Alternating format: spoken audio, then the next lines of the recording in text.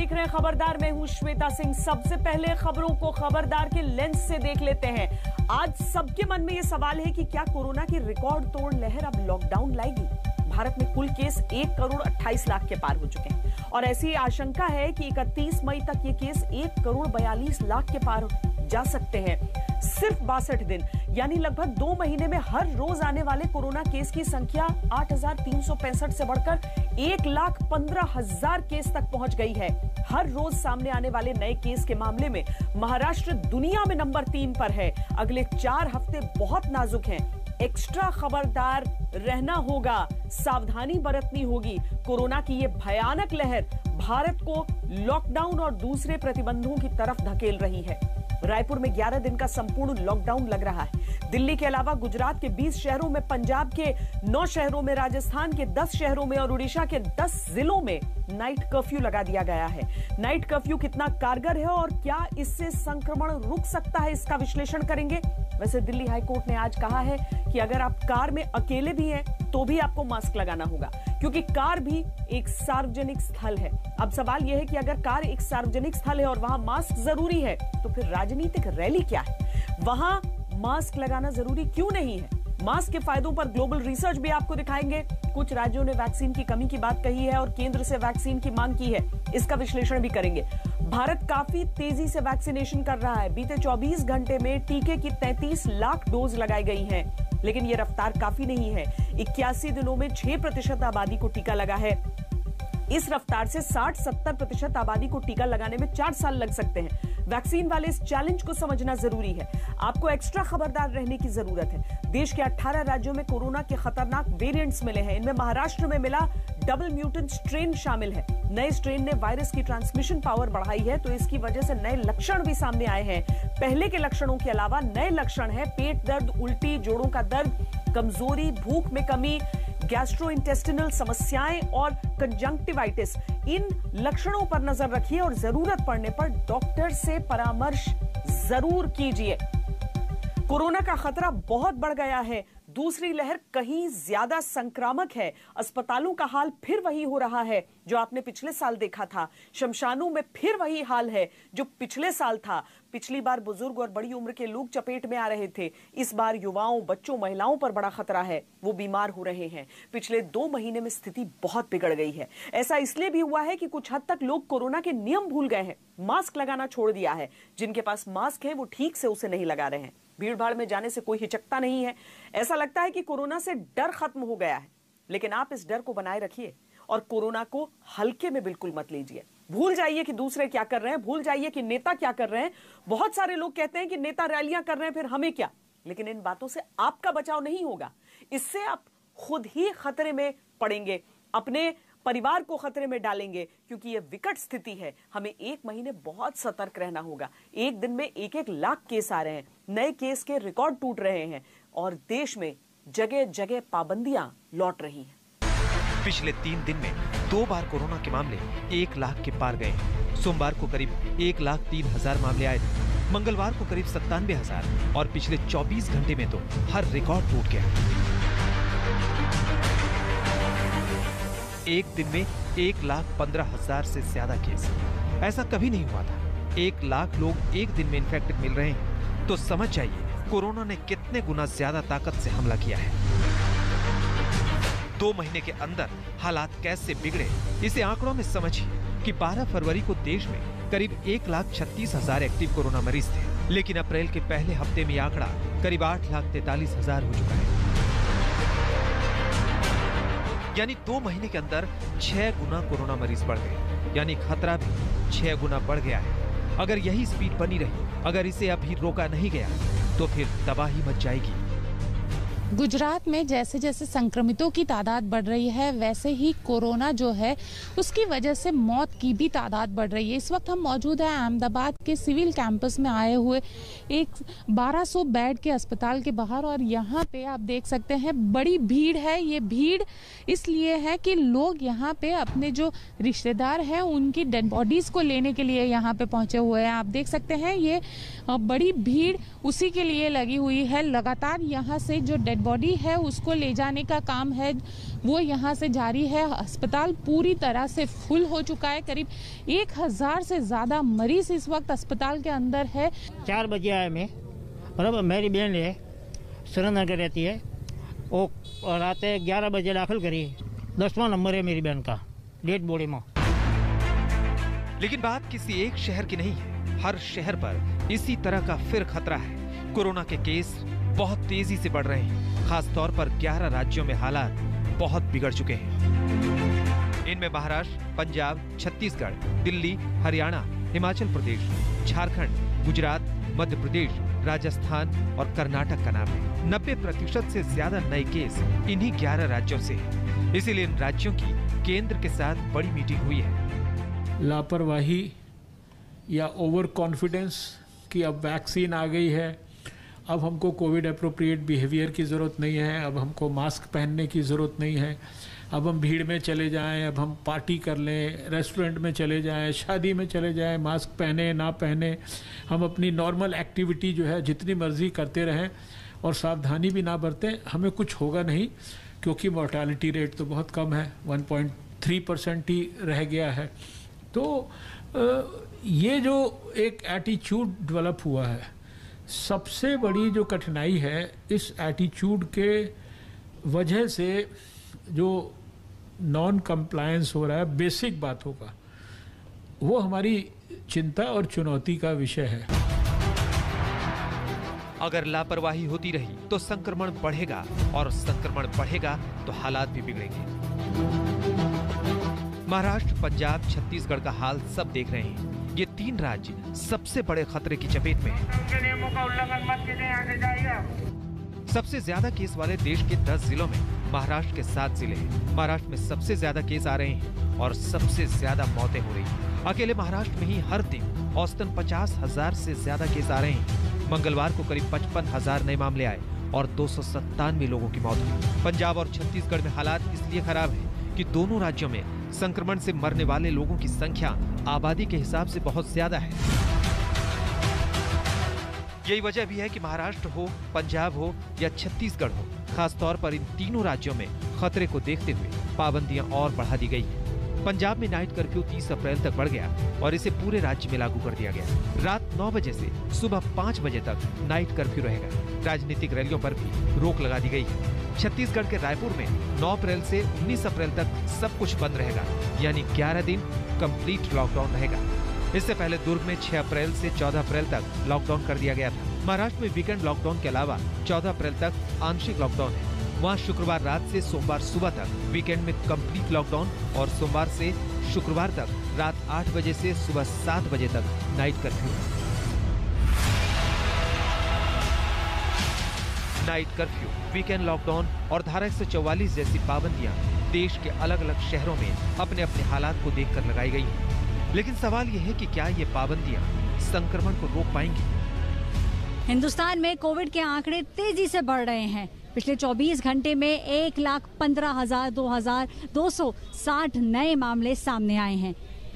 अगर देश की राजधानी दिल्ली की बात करी जाए तो दिल्ली में सरकार ने अब नाइट कर्फ्यू इम्पोज कर दिया है। इसका मतलब है अगर आप असेंशियल कमोडिटीज की लिस्ट में नहीं आते हैं तो आप रात 10 बजे से सुबह 5 बजे तक बाहर नहीं निकल सकते हैं। दिल्ली सरकार का इस समय मानना है कि जिस तरीके से आंकड़े बढ़ रहे हैं, जरूरी है कि चेन को तोड़ा जाए।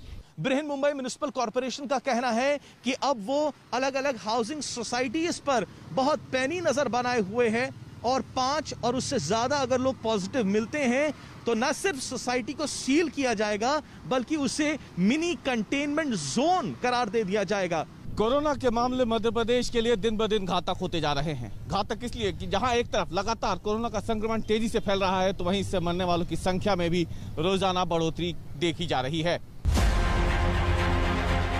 जिस तरह के हालात हैं उसमें पूरी तरह से छूट नहीं दी जा सकती और पाबंदियां लगाना ही सरकारों को सबसे सही और सबसे आसान रास्ता दिखता है।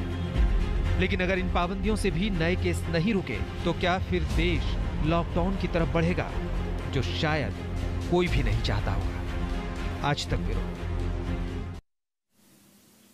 सरकारों के लिए जरूरी है कि जहां पाबंदियों की जरूरत है वहां पाबंदियां लगाएं, टेस्टिंग को और बेहतर तरीके से अमल में लाएं, अस्पतालों के इंफ्रास्ट्रक्चर को बेहतर करें। सबसे बड़ी बात, वैक्सीनेशन की स्पीड को बढ़ाएं।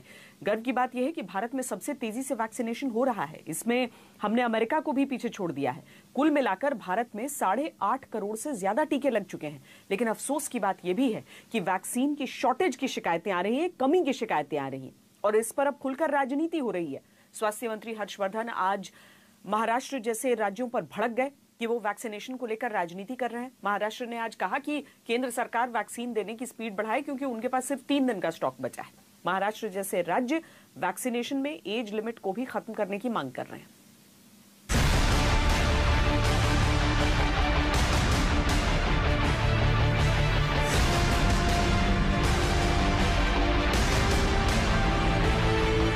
जिस देश ने वैक्सीन की करोड़ों डोज बाहर दान कर दी, क्या वहां खुद वैक्सीन की कमी पड़ गई है? सवाल महाराष्ट्र से उठे हैं, जो सबसे ज्यादा कोरोना की चपेट में। वहां के स्वास्थ्य मंत्री का दावा है कि महाराष्ट्र में सिर्फ 3 दिन की वैक्सीन डोज बची है। वहां हर हफ्ते 40 लाख डोज की जरूरत है, लेकिन सिर्फ 14 लाख डोज का स्टॉक बचा है। मुंबई में वैक्सीन का स्टॉक खत्म होने वाला है। पूरे महाराष्ट्र में हर दिन औसतन 4 लाख लोगों को टीके लग रहे हैं, लेकिन अब लोगों को वैक्सीनेशन सेंटर से वापस भेजा जा रहा है क्योंकि वैक्सीन की डोज ही नहीं बची है। महाराष्ट्र में कई ऐसे जिले, कई ऐसे वैक्सीनेशन सेंटर्स हैं कि जहां पर वैक्सीन न होने की वजह से लोग वहां पर आ रहे हैं, बुजुर्ग लोग वहां पर आ रहे हैं, सीनियर सिटीजन आ रहे हैं, लेकिन उनको हमारे को नम्रता से कहना पड़ रहा है कि वैक्सीन स्टॉक नहीं है, आप प्लीज घर जाइए, जब वैक्सीन स्टॉक आएगा तब हम आपको बुलाएंगे। जब हम अपनी वैक्सीन पूरी दुनिया में भेज रहे हैं तो क्या हमारे देशवासियों को इसमें प्राथमिकता नहीं मिलनी चाहिए? और मुख्यमंत्री जो मांग कर रहे हैं कि इसमें कहीं से भी बाधा नहीं आनी चाहिए, उस बाधा को ना लाने की बजाय हम वैक्सीन पहुंचाएं। और सबसे इम्पोर्टेंट बात मैं कहूंगी, ये नीड और वांट की बात नहीं है, जरूरत और मांग का झगड़ा नहीं है। आज ये देश की जरूरत ही नहीं, प्राथमिकता है। महाराष्ट्र सरकार वैक्सीन की शॉर्टेज की शिकायत कर रही है, लेकिन ये बात केंद्र को बहुत चुभी।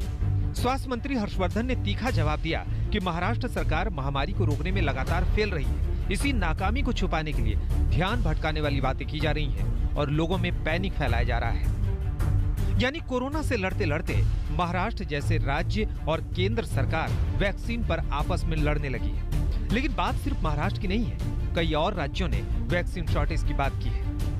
जैसे आंध्र प्रदेश ने केंद्र से तत्काल वैक्सीन की 1 करोड़ डोज मांगी है। वहां रोजाना 1,30,000 लोगों को टीका लग रहा है, जबकि उनके पास 3,70,000 डोज ही है। झारखंड ने भी 5 लाख वैक्सीन की डोज की डिमांड केंद्र सरकार को भेजी है।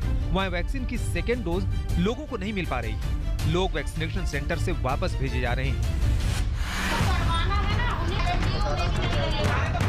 महाराष्ट्र हो, आंध्र प्रदेश हो, झारखंड हो या फिर दिल्ली हो, इन राज्यों का यही कहना है कि अगर वैक्सीन की सप्लाई ज्यादा रहेगी, सप्लाई में देर नहीं होगी, स्पीड बनी रहेगी, तो ज्यादा से ज्यादा लोगों को टीके लगाए जा सकते हैं। महाराष्ट्र, दिल्ली, राजस्थान जैसे राज्य मांग कर रहे हैं कि वैक्सीनेशन में उम्र की बंदिश को हटाया जाए और 25 साल से ज्यादा के सभी लोगों को वैक्सीन लगाने की अनुमति दी जाए। लेकिन केंद्र सरकार का तर्क ये है कि पहले जरूरतमंदों को टीका लगाना जरूरी है, नहीं तो टीकाकरण का कोई मतलब नहीं रह जाएगा। और दुनिया में कहीं भी टीकाकरण हुआ है तो फेज वाइज और जरूरत के आधार पर हुआ है। जब तक वैक्सीन की सप्लाई लिमिटेड है, तब तक प्राथमिकता के आधार पर ही टीका लगना चाहिए। मांग करने में तो कोई कठिनाई नहीं होती, लेकिन हर एक चीज का एक वैज्ञानिक पहलू है। हर एक चीज जो है, जो भी फैसला किया गया है, प्रायोरिटी ग्रुप्स को डिसाइड किया गया है, वो वैज्ञानिक तथ्यों के आधार पर किया गया है। केंद्र सरकार का दावा है कि वैक्सीन की कोई कमी नहीं है, सबको तत्काल वैक्सीन पहुंचाई भी जा रही है। जो राज्य शिकायत कर रहे हैं, वैक्सीनेशन पर उम्र कम करने की बात कर रहे हैं, उसमें राजनीति है, डर फैलाने की कोशिश है। राज्यों की शिकायतों पर स्वास्थ्य मंत्री ने वहां के आंकड़े बताकर जवाब दिया कि इन्होंने वैक्सीनेशन के पहले चरण ही ढंग से पूरे नहीं किए।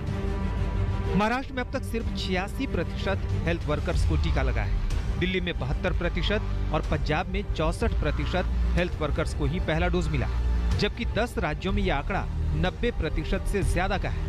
फ्रंटलाइन वर्कर्स में महाराष्ट्र ने सिर्फ 73% लोगों को पहली डोज लगाई है, जबकि सीनियर सिटीजन्स में सिर्फ 25% लोगों का ही टीकाकरण हुआ है।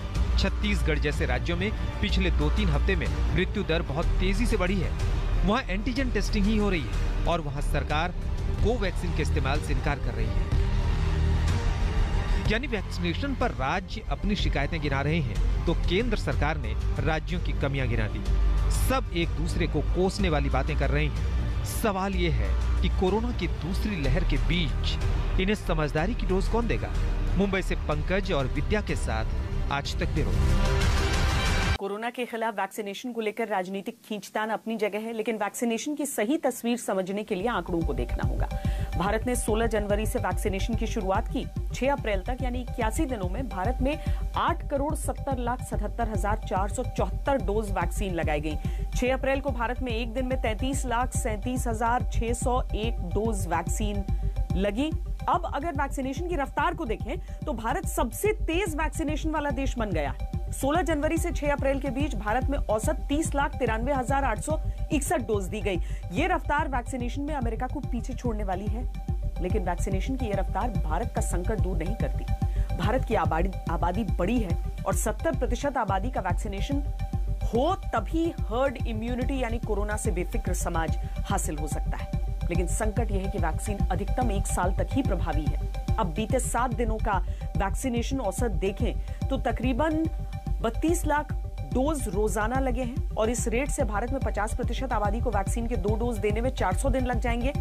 यानी हर्ड इम्यूनिटी हासिल करना टेढ़ी खीर है। भारत में जिन 2 वैक्सीन को मंजूरी मिली उनमें कोविशील्ड बनाने वाला पुणे का सीरम इंस्टीट्यूट हर महीने 6 से 6.5 करोड़ डोज प्रोड्यूस कर रहा है, जबकि कोवैक्सीन बनाने वाले भारत बायोटेक की वैक्सीन निर्माण क्षमता अभी 50 लाख डोज प्रति महीने है।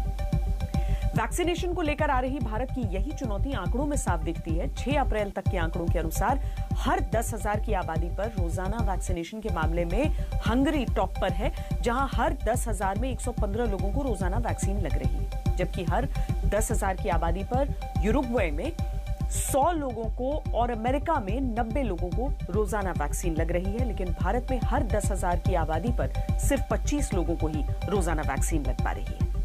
एक ब्रेक के लिए रुक रहे हैं। ब्रेक के बाद ये समझने की कोशिश करेंगे कि अगर कार में मास्क पहनना जरूरी है तो रैली में क्यों नहीं? क्या कोरोना वायरस चुनावी रैलियों को छोड़ देता है? और क्या नाइट कर्फ्यू में दम है या फिर ये सिर्फ एक रस्म है? रहिए खबरदार। अगर आप दिल्ली में रहते हैं और अपनी प्राइवेट कार में मास्क लगाने को अपनी पर्सनल चॉइस मानते हैं तो ऐसा मानना छोड़ दीजिए, क्योंकि दिल्ली हाईकोर्ट ने साफ कर दिया है कि आपकी कार आपका पर्सनल स्पेस नहीं है। दिल्ली हाईकोर्ट ने आदेश दिया है कि अगर आप दिल्ली में अपनी कार से अकेले सफर कर रहे हैं तो भी मास्क लगाना जरूरी है। दिल्ली हाईकोर्ट ने कार को एक पब्लिक प्लेस यानी सार्वजनिक जगह माना है। हाईकोर्ट के अनुसार कार भले ही आपकी हो, लेकिन वो जिस सड़क पर चल रही है वो पब्लिक प्लेस है। हाईकोर्ट ने कहा कि मास्क एक सुरक्षा कवच की तरह है जो कोरोना संक्रमण को फैलने से रोकता है। ये बिल्कुल सही बात है, लेकिन दिल्ली हाईकोर्ट के फैसले पर लोग थोड़े कंफ्यूजन में हैं। वो इस फैसले को चुनावी राज्यों में रैलियों से जोड़कर देख रहे हैं और नेताओं को आईना दिखा रहे हैं।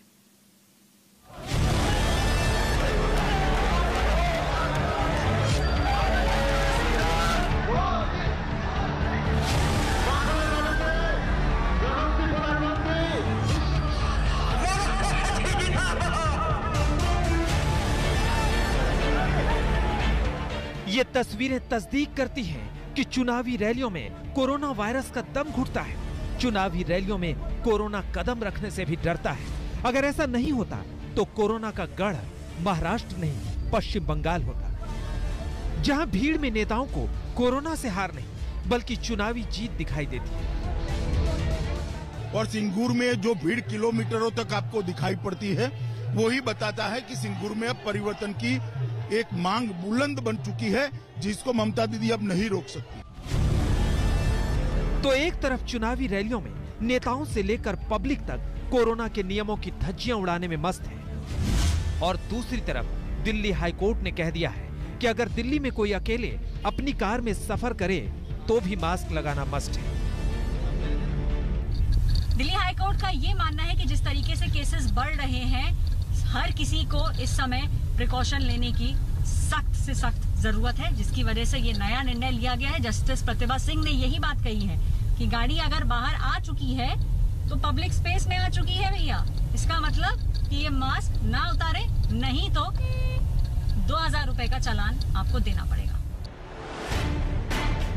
हाईकोर्ट के फैसले का सार ये है कि आपकी कार एक सार्वजनिक जगह है, क्योंकि वो जिस सड़क से गुजरती है वो सार्वजनिक जगह है। लेकिन हाईकोर्ट के फैसले का ये मतलब कतई नहीं है कि चुनावी राज्यों में जो रोड शो और रैलियां जिस सड़क से होकर गुजरती हैं, वो भी सार्वजनिक जगह मानी जाए, क्योंकि जो नियम दिल्ली में कार वालों पर लागू है, वही नियम चुनावी राज्यों में रैलियां करने वालों के लिए बेकार है।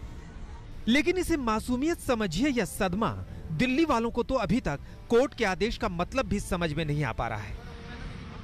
इसका तो अपने को नहीं समझ आता जी कि अकेला आदमी अगर बैठा है तो उसको अपने आप से क्या कोविड का डर है। मास्क अगर कार में अकेले बैठे हैं तो मैं नहीं मानता कि ज़्यादा ज़रूरी है अकेले बैठे रहना कार में, अगर मास्क नहीं भी लगा है। अगर हमारे गाड़ी का शीशा अगर पैक है तो फिर मेरे हिसाब से नाजायज होगा चालान काटना। बात सिर्फ कार में मास्क लगाने के फरमान तक सीमित हो ऐसा भी नहीं है। अब बताइए, आम लोगों के लिए शादी में शामिल होने के लिए 100 लोगों की लिमिट है, लेकिन चुनावी रैलियां अनलिमिटेड है। आम लोगों के लिए अंतिम संस्कार में शामिल होने के लिए 20 लोगों की लिमिट है, लेकिन चुनावी रैलियों पर कोई लिमिट नहीं है। हद देखिए कि देश की कोई अदालत, कोई कानून, कोई नियम चुनावी रैलियों में इस भीड़ को रोकने में सफल नहीं हो पाता। कहीं यही वो वजह तो नहीं जो नेताओं को ऐसी भीड़ जुटाने के लिए प्रेरित करती है और वो मास्क जैसी जरूरी चीजों को गैर जरूरी बताने से भी नहीं डरते। अभी हमको तो इकोनॉमी को रिवाइव करना है, तो मास्क पहनेगा तो पार्लर कैसे चलेगा, ब्यूटी पार्लर भी चलना सही है। नेताओं के ऐसे बेतुके बयानों और दिल्ली हाईकोर्ट के ताजा आदेश के बाद दिल्ली वाले सवाल पूछ रहे हैं। सवाल ये कि क्या अगर दिल्ली में अभी चुनाव हो जाएं, तो क्या मंत्री और नेताओं की भीड़ में बिना मास्क वाले लोगों पर कोई चालान होगा? क्या कोरोना से लड़ाई जीतने की सारी जिम्मेदारी सिर्फ आम जनता की है, नेताओं की नहीं? क्या नेताओं के लिए नियम कुछ और है और जनता के लिए कुछ और? क्या इस देश में चुनाव जीतना कोरोना से युद्ध जीतने से ज्यादा अहम हो गया है? मतलब चुनावी रैली में लोग एक दूसरे पर चढ़ जाएं तो कोई बात नहीं, लेकिन अगर कार में कोई अकेले सफर करते हुए मास्क ना लगाए तो जुर्माना। नेताओं से ज्यादा समझदार तो दिल्ली के लोग हैं जो हाई कोर्ट के ऑर्डर की अहमियत को समझ पा रहे हैं। वो बहुत अच्छा है, उसमें हमारी दिल्ली और हमारी कंट्री के लिए बहुत बेनिफिट है। जैसे हर एक स्टेट में चुनाव, वहाँ तो कोरोना के लोग वो नॉमिनेटिक है, वहाँ नहीं चल रहा है। न्यायपालिका को तो सब कुछ सोचना चाहिए भी। हमें तो इस चीज़ को मास्क लगाना आदि, जो इससे सेफ्टी हो रहा है अपने बॉडी शरीर को। दिल्ली हाईकोर्ट ने जो फैसला दिया वो जनहित के लिए जरूरी है। उस फैसले का सम्मान होना चाहिए। ये सिर्फ दिल्ली वालों की ही नहीं बल्कि हर देशवासी की ड्यूटी है। लेकिन जनहित के इन नियमों से चुनावी राज्यों को छूट किसकी परमिशन से मिल जाती है? जवाब उन नेताओं के पास है जो भीड़ देखकर घबराने की बजाय डबल जोश से भर जाते हैं। आप शांति रखिए, अब मैदान छोटा पड़ गया है, आप जहां हैं वहीं खड़े रहिए। मैं आपके प्यार के लिए, आपके उत्साह और उमंग के लिए मैं हृदय से आपका बहुत आभारी हूं। खेला होवे, जेता होवे, बीजेपी के हारते होवे। देश में मंगलवार को 24 घंटे में 1,15,000 से ज्यादा कोरोना केस दर्ज हुए हैं, जो एक दिन में आए सबसे अधिक केस हैं। इसके बाद अलग अलग राज्य अपने स्तर पर लॉकडाउन वाली स्थिति को टालने की कोशिश में जुटे हैं और नाइट कर्फ्यू जैसे उपाय करने में लगे हैं। वैसे इसे संयोग माने या प्रयोग कि नाइट कर्फ्यू वाले राज्यों की लिस्ट में 5 चुनावी राज्यों में से एक का भी नाम नहीं। कई लोग नाइट कर्फ्यू पर सवाल उठा रहे हैं। लोग पूछ रहे हैं क्या कोरोना सिर्फ रात में फैलता है? लोग पूछ रहे हैं कि जब सरकार अपने अस्तित्व के लिए राजनीतिक रैलियां कर सकती है तो व्यापारी अपना घर चलाने के लिए कारोबार क्यों नहीं चला सकते? नाइट कर्फ्यू को लेकर हर राज्य के लोग इसी तरह के सवाल पूछ रहे हैं। हालांकि ऐसे भी लोग हैं जो नाइट कर्फ्यू को जरूरी बताते हैं। इस बारे में दिल्ली के लोग क्या सोचते हैं, ये जानने के लिए मैंने दिल्ली के मार्केट कोनॉट प्लेस में तमाम लोगों से बात की।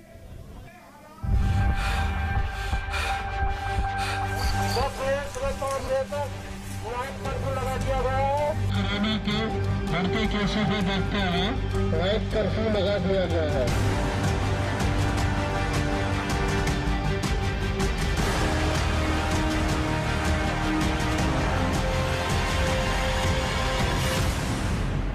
कोरोना के बढ़ते मामलों के साथ लॉकडाउन का सवाल उठता है, लेकिन लॉकडाउन के उस दौर को याद करके, अर्थव्यवस्था पर किस तरह की मार पड़ी थी उसे याद करके, लॉकडाउन न तो सरकारें चाहती हैं और न ही आम लोग चाहते हैं। इसके बावजूद नाइट कर्फ्यू अगर लगाना पड़ा है तो कितना असर पड़ेगा? कनॉट प्लेस के इलाके में हम हैं, दुकानें अमूमन देर रात तक खुली रहती हैं। आपकी भी कितने बजे तक खुली रहती है? रात को 11 बजे तक खोलते थे, पर अब तो जल्दी जाना पड़ रहा मैम। तो इससे नुकसान है? बहुत ज़्यादा नुकसान है मैम, नुकसान तो बहुत ज़्यादा। शाम को ही अच्छा कस्टमर आता था, अब रात में यह कि कल तो 8 बजे ही बिल्कुल ऐसा लग रहा था जैसे कर्फ्यू लग गया हो। काम बहुत ज़्यादा, पर काम से ज़्यादा तो हर आदमी के जीवन जरूरी है मैम। मतलब आपको लग रहा है कि नुकसान हो रहा है, लेकिन आप इसके पक्ष में हैं? हाँ मैम। ये आपकी दुकान कितने बजे तक खुली रहती है? लॉकडाउन से पहले तो 1 बजे तक खुल रही थी, हाँ। लेकिन कल से लॉकडाउन जब से हुआ, हमने कल 8:30 बजे दुकान अपनी क्लोज कर दी थी। यानी कि उस समय ज्यादा ऑर्डर्स आते थे, नुकसान हो रहा है? ये तो बहुत ज़्यादा नुकसान हो रहा है, क्योंकि हमारा जितना भी सारा काम है वो इवनिंग से लेकर नाइट तक चलता है, क्योंकि लोग ज़्यादा मोस्टली लोग डिनर करने के लिए ही निकलते हैं। शाम में तो हमारी जो आइटम्स हैं सारी स्नैक्स में आती है, वो डिनर में आती है, और सारा नुकसान हो रहा है। यानी कि इवन भी आप बिलीव नहीं करेंगे, जो सेल 100% कहेंगे उसको आप सिर्फ 5% रह चुकी है सिर्फ। ये ज़रूरी है कदम, आपको लगता है नाइट का? नहीं, नाइट का समझ में नहीं आता। नाइट का कदम ज़रूरी है मेरे हिसाब से, बिल्कुल ज़रूरी नहीं है, क्योंकि कोरोना का डर तो दिन में है। जो आप देखो कितनी पब्लिक है, रात में तो सब अपने अपने घर में होते हैं, सिर्फ कुछ लोग जो खाने के लिए निकलते हैं वही निकलते हैं बस। ये तो बिल्कुल ही ज़रूरी नहीं है ना, नाइट कर्फ्यू ये तो ज़रूरी ही नहीं है। कर्फ्यू लगाया सही है कि गलत है? बिल्कुल सही है, मैं तो कहता हूँ दिन में लगना चाहिए मैडम। दिन में लगने की नौबत आ गई है, पहले से केस बहुत ज्यादा हो गए हैं इस बार। आप लोग को तो नुकसान हो रहा होगा ना अगर रात में चला? हम तो है, लेकिन जान से ऊपर तो कोई चीज नहीं है मैडम। नाइट कर्फ्यू कोरोना के लिए जो लगाया गया है वो सही है गलत है? सही है मैडम, क्योंकि रात को बियर बार वगैरह में लोग आते हैं, भीड़ ज़्यादा इकट्ठी होती है तो पेशेंट बढ़ रहे हैं। पर आप लोगों को तो नुकसान हो रहा होगा, चला नहीं पा रहे रात 10 बजे से? हाँ, रात को नहीं चला पा रहे, लेकिन फिर भी पहले जिंदगी है, बाद में कमाई है। जो नाइट कर्फ्यू कोरोना के लिए लगाया गया है वो सही है आपके हिसाब से? बहुत जरूरी है। It was very essential and it should continue for a longer time. तो इससे नुकसान है आपको? कितने बजे तक दुकानें जो हैं वो टाइम पर, जो रेगुलर बायर्स हैं they come on a time and they go on a time. Night curfew is a must, because लोगों को जो ये हालत हो रही है, जो भी हो रही है, जो भी रीजन है, it is all because of the late nights of the people. I am absolutely in favour of it. Government should be very very strict about it. Night curfew जो लगाया गया है उससे कोरोना पर असर पड़ेगा? मेरे को ये कंसेप्ट अभी तक समझ में नहीं आया, टू बी वेरी फ्रैंक। अब जिन्होंने लगाया है नेचुरली वो हमसे ज़्यादा पढ़े लिखे हैं, कोई सोच समझ के लगाया है, पर हमें नहीं पता कि इसका नाइट कर्फ्यू से क्या फ़ायदा होगा। दिन में तो वही हाल है, उससे भी बुरा हाल है। क्या बिजनेसेस को नुकसान है इससे? बिल्कुल नुकसान है। 8 बजे के बाद, 7 बजे के बाद आप कॉरिडोर ये देख लीजिए बिल्कुल सुनसान हो जाते हैं। आदमी 7 बजे के बाद बिल्कुल ही निकल जाता है। एक तो बिजनेस वैसे ही कोरोना की वजह से डाउन, और ये नाइट कर्फ्यू की वजह से और भी सेल इफेक्ट हो रही है, बहुत ज़्यादा हो रही है। नाइट कर्फ्यू लगा दिया गया है, उससे आप लोगों के बिजनेस पर प्रभाव है? 100% है, 100% बिजनेस अफेक्टेड है, पर इट शुड बी देयर, होना तो चाहिए था। जिस तरह केसेस यहाँ पर इंक्रीज बढ़ते जा रहे हैं, people are not careful about the infection and all. I don't think so कि गवर्नमेंट के पास इसके अलावा और कोई चारा रहा होगा। 1 साल के लॉकडाउन के बाद वैसे ही जो छोटे कारोबारी हैं वो त्राहिमाम कर रहे हैं। ऐसे में नाइट कर्फ्यू, सारे लोग इस बात से तो इत्तेफाक रखते हैं कि ज़रूरी है, लेकिन ये बात भी समझ रहे हैं कि बहुत ही मुश्किल वक्त है ये उनके लिए। लेकिन साथ ही कुछ ऐसे लोग भी हैं जो सवाल ये उठाते हैं कि क्या कोरोना दिन में नहीं फैलता है? सभी लोग इस बात के लिए हाथ जरूर मिलाने को तैयार हैं कि देश को इस समय जरूरत है, समाज को जरूरत है, लेकिन हाँ, परेशानी का सबब तो है ही। कैमरा पर्सन सैयद मोहसिन के साथ श्वेता सिंह, दिल्ली आज तक। सांप्रदायिक आधार पर वोट मांगने के आरोपों पर पश्चिम बंगाल की मुख्यमंत्री ममता बनर्जी को चुनाव आयोग ने नोटिस भेजा है। आयोग ने उन्हें 48 घंटों के भीतर जवाब देने को कहा है। ममता को यह नोटिस 3 अप्रैल को हुगली के तारकेश्वर में उनकी स्पीच को लेकर दी गई है। इस स्पीच में ममता ने कहा था कि मैं अपने अल्पसंख्यक भाई बहनों से हाथ जोड़कर अपील करती हूं कि अल्पसंख्यक वोटों को बंटने न दें। ममता की इसी स्पीच को लेकर प्रधानमंत्री नरेंद्र मोदी ने अपनी एक रैली में कहा था कि अगर बीजेपी ने कहा होता कि सारे हिंदू एक हो जाओ तो चुनाव आयोग के 8-10 नोटिस आ जाते। गौरतलब है कि ममता की स्पीच की चुनाव आयोग से शिकायत बीजेपी ने ही की थी। खबरदार में आज के लिए इतना ही। देश और दुनिया की बाकी खबरों के लिए देखते रहिए आज तक। नमस्कार, मैं हूं अंजना ओम कश्यप। हमें उम्मीद है ये वीडियो आपको पसंद आया होगा।